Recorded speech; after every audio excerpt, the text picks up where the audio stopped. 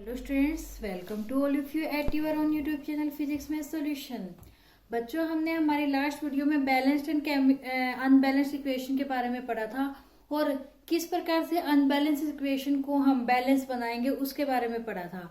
और मैंने आप लोगों से ये कहा था हम हमारे नेक्स्ट वीडियो में ये पढ़ेंगे भी इस प्रकार जो कोई भी इक्वेशन बैलेंस्ड है उसको और ज्यादा इंफॉर्मेटिव यानी और ज्यादा एक्सप्रेसिव किस हिसाब से बनाएंगे, कैसे बनाएंगे। चलिए बच्चों, आज हम वही करेंगे।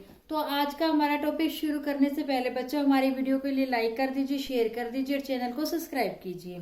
चलिए बच्चों, शुरू करते हैं हमारा आज का टॉपिक। हमें किसी भी केमिकल इक्वेशन को मोर इंफॉर्मेटिव कैसे बनाना है। कैसे बनाओगे बच्चों? इसके हैं 3 टाइप। किस तरह से बनाओगे? पहला टाइप है बच्चों इसमें उसकी फिजिकल स्टेट को इंडिकेट करके, by indicating physical state. Physical state में क्या होता है बच्चों?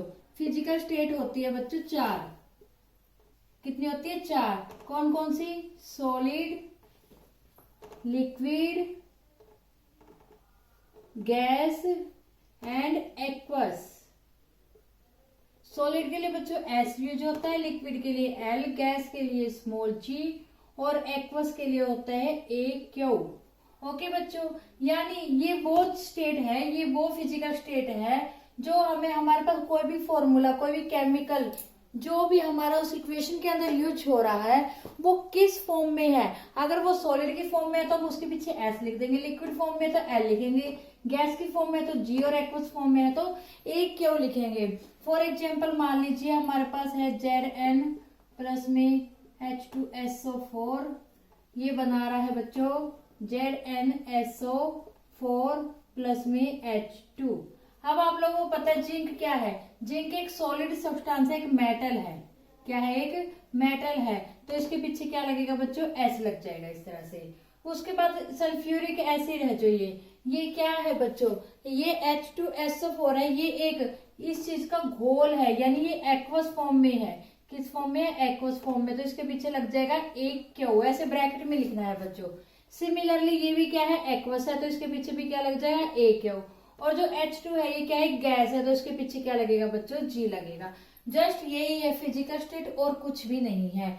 इसके अलावा बच्चों मैंने आप लोगों को प्रेसिपिटेट के बारे में बताया था लास्ट वीडियो में। प्रेसिपिटेट क्या होता है? एक सॉलिड सब्सटेंस होता है जो क्या होता है? इनसोल्युबल होता है। इनसोल्युबल होता है किसी भी सॉल्यूशन के अंदर। यानी ये किस फॉर्म में होता है? सॉलिड फॉर्म में। इसका मतलब अगर कहीं भी ये लिखा हुआ है भी इसमें प्रेसिपिटेट बनेंगे, जैसे कि कैल्शियम कार्बोनेट होता है, इसके प्रेसिपिटेट बनते हैं, तो ये किस फॉर्म में लेंगे हम? सॉलिड की फॉर्म में लेंगे। कैल्शियम कार्बोनेट कब बनता है? जब हमारा ये लाइम यानी जो सफेदी थी वो क्या करती है? CO2 के साथ रिएक्ट करती है, तब हमारा क्या बनता है? ये यहाँ पर कैल्शियम कार्बोनेट बनता है। तो इसके पीछे भी हम क्या करेंगे? एस लगाएंगे। सेकेंड कंडीशन इन्होंने क्या कहा है?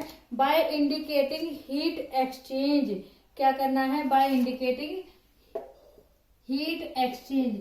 हीट एक्सचेंज तो बच्चों मैंने आप लोगों को बताई थी। हीट एक्सचेंज कितनी होती है बच्चों? 2 होती है। कौन कौन सी होती है बच्चों? Endothermic and exothermic. बताया था ना बच्चों, अब याद आ गया होगा आपको। एंडोथर्मिक और एक्जोथर्मिक क्या था बच्चों? एक्जोथर्मिक था बच्चों जिसमें क्या होता है? हीट निकल रही है, एग्जिट हो रही है, वो क्या होती है? एक्जोथर्मिक। कैसे, किस प्रकार की? जैसे हम रिएक्शन मान लेते हैं कोई भी है C प्लस में O2, इसमें क्या बन गया बच्चों? CO2 बना है। क्या बना है? CO2। और साथ में क्या बना है बच्चों? इसमें हीट बनी है। तो ये क्या हो गई? एक एक्जोथर्मिक रिएक्शन हो गई जिसमें हीट निकल रही है, इवॉल्व हो रही है। और एंडोथर्मिक क्या है? जिसमें हीट एब्जॉर्ब होती है। क्या होती है? एब्जॉर्ब होती है। यानी जो ये हीट है ये हमारी रिएक्टेंट साइड आएगी। तो आप कहोगे इसमें इसका क्या रोल है? इंफॉर्मेटिव में इसमें बच्चों इसका सिर्फ इतना ही रोल है, अगर हमारी हीट इवॉल्व हो रही है यानी एक्जोथर्मिक रिएक्शन है तो जो हमारी हीट है वो प्लस हो जाएगी प्रोडक्ट साइड, और अगर यूज हो रही है, एब्जॉर्ब हो रही है, तो जो हमारी हीट है वो लिखी जाएगी रिएक्टेंट साइड में बाय प्लस करके। फॉर एग्जाम्पल कोई भी आप लगा सकते हैं, जैसे कि हमारा क्या है? जो हमारा ग्लूकोज का कंबंशन होता है यानी फूड डाइजेशन होता है, वो क्या होता है? वो भी एक तरह की क्या है? हमारी एंडोथर्मिक रिएक्शन है। जितनी भी हमारी डिकम्पोजिशन रिएक्शन होती है वो भी क्या होती है, एंडोथर्मिक रिएक्शन होती है। इसके बारे में डिकम्पोजिशन रिएक्शन क्या है हम हमारी नेक्स्ट वीडियो में पढ़ेंगे बच्चों। इसके अलावा मान लीजिए कोई भी फोटोसिंथेसिस रिएक्शन है, वो भी क्या होती है वो भी क्या होती है, एंडोथर्मिक रिएक्शन होती है। यानी इन रिएक्शंस को करने में हीट क्या होती है, एब्जॉर्ब होती है। क्या होती है, एब्जॉर्ब होती है इनको, यानी रिएक्टेंट साइड में हम हीट प्लस कर देंगे। और जो थर्ड पॉइंट है वो क्या है बच्चों, condition under which reaction take place. Condition under which reaction take place. यहाँ पे कंडीशन से मतलब क्या है, कंडीशन से मतलब है बच्चों pressure, temperature and catalyst.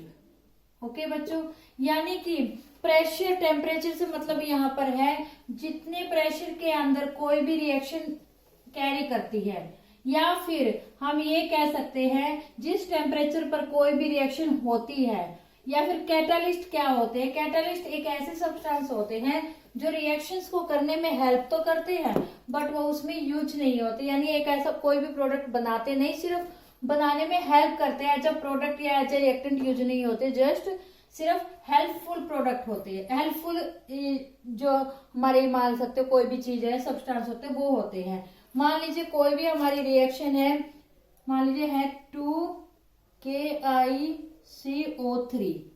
Okay बच्चों, यहाँ पे एक एरो मार्क है, एरो मार्क क्या इंडिकेट करे भी इस साइड हमारा इससे प्रोडक्ट बनेगा। वो प्रोडक्ट बना है बच्चों 2KCl, ओके, प्लस में 3O2। ओके बच्चों, 3O2। अब इसमें क्या है बच्चों, इसमें ये बात है, यहाँ पर क्या है, हमने हीट दी थी। अगर हीट दी थी यानी इसमें कुछ टेम्परेचर यूज हुआ, तो हम हीट को एरो मार्क के यहाँ पर ऊपर ऐसे डेल्टा के निशान से शो करेंगे। ओके बच्चों, अगर कोई कैटालिस्ट यूज हो रहा है, जैसे कि इस वाली रिएक्शन में हमारा कैटालिस्ट यूज हो रहा है मैग्नीशियम ऑक्साइड, तो हम इस कैटालिस्ट को भी इस एरो मार्क के या तो ऊपर लिख देंगे या नीचे लिख देंगे। हम यहाँ पर या यहाँ पर नहीं लिखेंगे। क्यों? क्योंकि जो ये चीज है ये सिर्फ और सिर्फ रिएक्शन करने में हेल्प कर रही है। उसके अलावा मैं आप लोगों को एक रिएक्शन और बता देती हूँ, जैसे CO है बच्चों, कार्बन मोनो गैस है, प्लस में 2H2, ये भी क्या है, एक गैस है। यहाँ पर क्या प्रोडक्ट बन रहा है आपका, यहाँ पे बन रहा है मीथेन एल्कोहल यानी मीथेनॉल। ओके बच्चों, अब ये किस कंडीशन पे होता है, ये इसमें क्या लगेगा बच्चों, इसमें एटमॉस्फेयर में लगेगा, जो प्रेशर लगेगा वो लगेगा 300 एटमॉस्फेयर, और जो टेम्परेचर लग रहा है बच्चों वो लग रहा है 300 डिग्री सेल्सियस। वो भी हम सिर्फ यहाँ लिखेंगे, यहाँ पे प्लस करके या यहाँ पर प्लस करके नहीं लिखेंगे। यानी जो भी हमारा कंडीशन जो यूज होगी वो हमारी इस एरो मार्क के ऊपर आएगी। और इसमें जो कैटालिस्ट यूज हो रहा है वो है बच्चों जिंक ऑक्साइड प्लस में क्रोमियम ऑक्साइड। ओके बच्चों, ये क्या है, कैटालिस्ट यूज हो रहा है, ये प्रेशर है और ये है टेम्परेचर। ये सारी वो कंडीशन है जिसके बीच में ये रिएक्शन से हमारा ये प्रोडक्ट बन रहा है।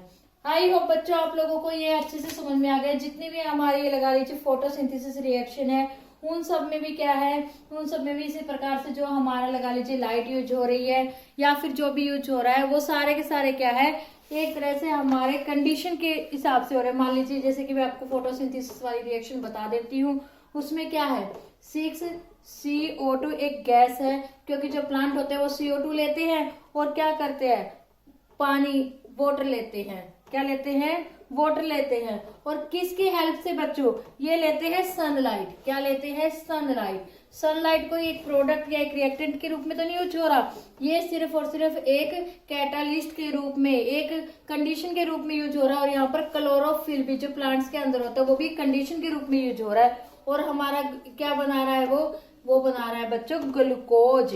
क्या बना रहा है, ग्लूकोज। और वो किस फॉर्म में होता है, एक्वस फॉर्म में होता है। और साथ में क्या बनाता है, वो ऑक्सीजन बनाता है। आई बात समझ में बच्चों, जो यहाँ पे ये सनलाइट और क्लोरोफिल है, ये सिर्फ कंडीशन है जिसके तहत ये इक्वेशन क्या आ रही है, फॉलो हो रही है। यानी रिएक्टेंट से आपका प्रोडक्ट बन रहा है, ये यूज नहीं हो रहे, सिर्फ हेल्पफुल है ये।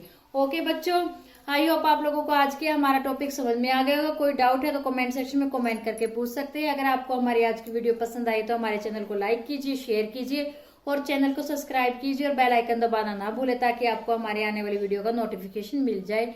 तब तक के लिए बच्चों goodbye, take care, thank you so much बच्चों।